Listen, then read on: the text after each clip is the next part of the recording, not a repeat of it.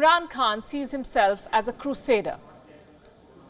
In his quest for global attention, he often lectures India on the rights of minorities, and he will go to any extent to make India look bad. Here is what Imran Khan has done in recent months. He has tried to berate India on global forums, indulged in fear-mongering at public events. He even tweeted a fake video claiming it showed police violence in Uttar Pradesh. As it turned out, the clip was from Bangladesh and it was 6 years old. The Pakistani Prime Minister would do well to check his own record first, because the numbers paint a sorry portrait of Pakistan. Consider this. A 2015 report says that at least 1,000 girls are forcibly converted to Islam in Pakistan every year.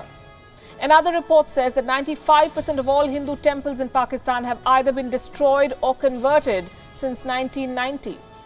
A survey found that only 20 Hindu temples out of 428 places of worship are operational now.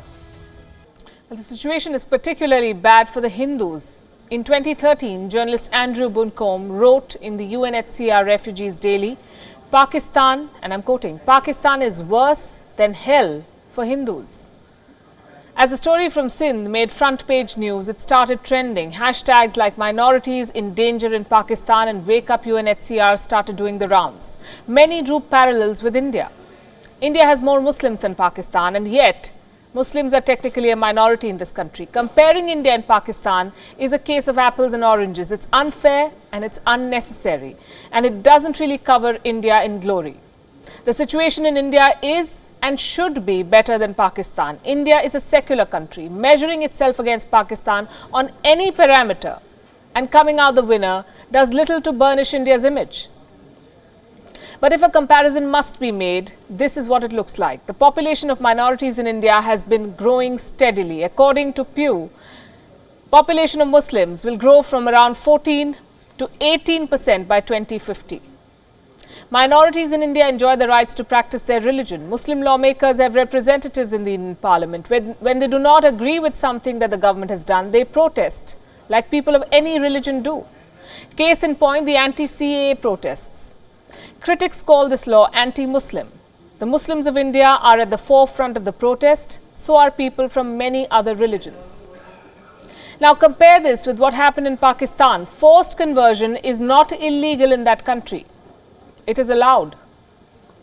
A Sikh tried to save his daughter from forced conversion. In response, angry Islamists shouted anti-Sikh slogans. They pelted stones at a Gurudwara. They threatened to destroy it. The world has not said much in condemnation.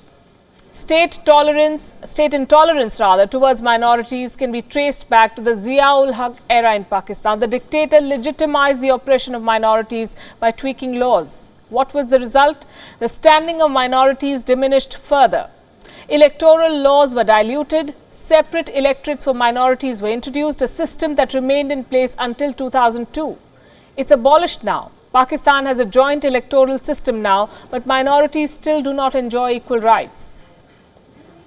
The Pakistani society still does not accept minorities as their own. Hardliners still dictate the rules, and the silence of the state only enables their persecution. So why have international watchdogs failed to call out Pakistan? Unfortunately, condemnation has been limited to anodyne diplomatic texts, the classic double standards, and the West cutting Pakistan some slack each time in the hope that it will not be branded Islamophobic.